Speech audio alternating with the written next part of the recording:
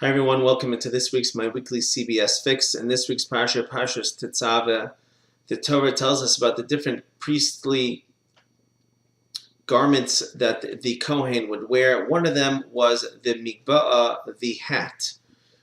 The migba'ah actually comes from the word gava, which means to lift up, to raise up. So a couple points about a hat. As many of you certainly know, Orthodox people wear hats. As a matter of fact, it used to be a general American custom that everybody wore a hat. If you take a look back at any picture 100 years ago, everybody was wearing hats and jackets. The Jewish people were also wearing hats, and as a matter of fact, the religious community still wears hats, and the question is, what is it about a hat? So a couple concepts I'd like to share, maybe throw in something about Purim as well, the upcoming holiday. The hat represents the head. As a matter of fact, all types of clothing represent the idea that the human being is not a body, but rather it is a soul. One of the ideas of clothing is that the more we cover up the body, the more that is a message to us that we are not a body, rather we are a soul. We have to tap into that soul as much as possible. When a person doesn't wear clothing, they're advertising, look who I am, I'm a body. Now, when a person then covers his or her legs, showing that the body doesn't look like a horse, and therefore the pants that he or she wears, or a skirt that a woman might wear, is covering that up to show that idea. And the clothing themselves ascribe honor really to different parts of the body, because all different parts of the body can serve Hashem. The hands can serve Hashem, the feet can serve Hashem, the mouth can serve Hashem. And so therefore, all parts of our body, even our arms can serve Hashem, whatever, anything can serve Hashem. The part of the body, though, that most serves Hashem is certainly the head. And when you put a hat on your head, you're ascribing honor to the head, because in the head is where everybody lives. Everybody's minds, the essence of being a human being is all in the head. Without the brain, we have nothing. As a matter of fact, that's why one of the first of the blessings that we make, both in the Shemona Esrei and both in the morning prayers, is that Hashem gave us a brain to be able to understand things. That's why it's first, because without a brain, nothing else matters. Health doesn't matter. Money doesn't matter.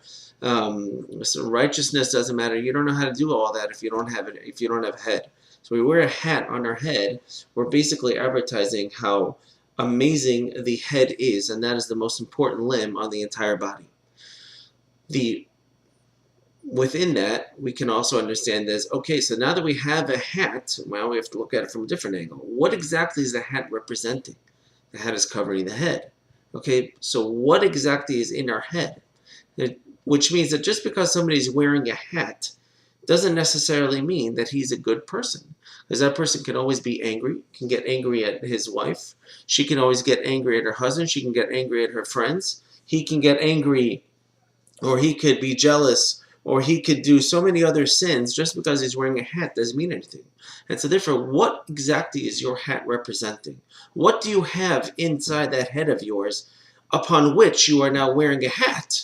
The hat has to represent something. It can't just represent any given wisdom or any given hobby that a person likes, and he crams his head or her head with filled with information of nonsense. No, the hat stands for what's in there. Now, what's in that information, what's in that head is hopefully information that is able to describe how we are servants of Hashem. And as a matter of fact, the Gemara says, the Talmud teaches us, that in the world to come, the righteous men are sitting, tzadikim yoshvim v'atresem b'rashayim v'nahen miziv hashchina. The righteous are sitting, their crowns are on their head, and they are enjoying the splendor of Hashem's glory. So what is this crown exactly that they're wearing? Well, the crown that they're wearing is all the knowledge that they have amassed of Hashem's existence in this world and Hashem's Torah. And the more knowledge and the more awareness we have of Hashem, that is our success. And upon that, we wear a head. To keep this kind of brief, to kind of jump into Purim as well. After Mordechai and the Jews had their downfall, so after that, Mordechai was paraded throughout the streets with the garments of the king.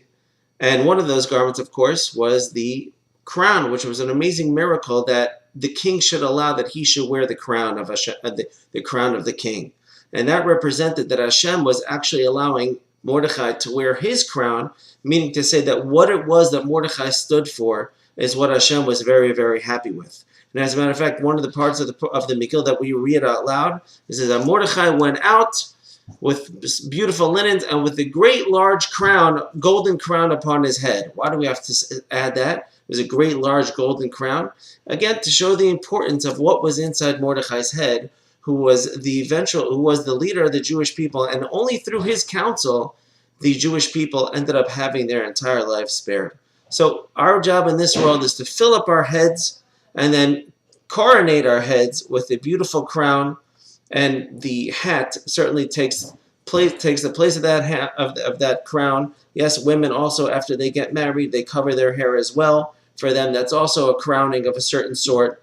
And so, therefore, what we're crowning is the knowledge and awareness that we have in Hashem, the fact that Mordechai was the Torah leader, and eventually we followed his wisdom, his counsel. That is certainly a crown for us that we should try to put on as well. Have a great, great Shabbos, wonderful Purim. Stay safe. Don't drink too much, but drink enough. Have a good Shabbos.